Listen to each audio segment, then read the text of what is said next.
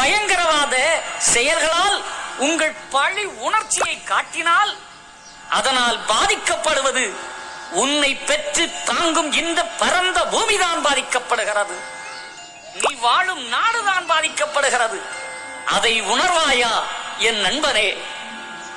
உன் தீவிரவாதத்தை விடு, உன் அநியாயத்தை விடு, அன்பு வழிவா. அது உன்னை காக்கும், இந்த உலகத்தை காக்கும். நம் ஐயா சொல்லி இருக்கிறார். ஆகவே திருந்துங்கள்.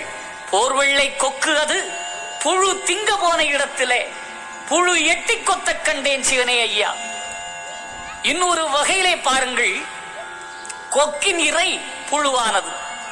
கொக்கானது இரையாக தேடிச் சென்று தனக்கு இரையான புழுவை திங்க போக அந்த புழு கொக்கை எட்டி கொத்துகிறதாம். அதாவது அந்த இரையே கொக்கிற்கு எதிரியாக மாறுகிறது.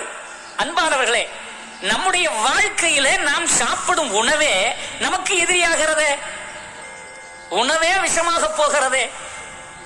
நீ அன்னத்தை சாப்பிடாத, நீ சோறு சாப்பிடாதையா, உனக்கு சக்கரை வியாதி. நீ நிறைய சாப்பிடப்படாது. நீ கிழங்கு சாப்பிடாத, உனக்கு கொழுப்பு இருக்குது. நீ உப்பு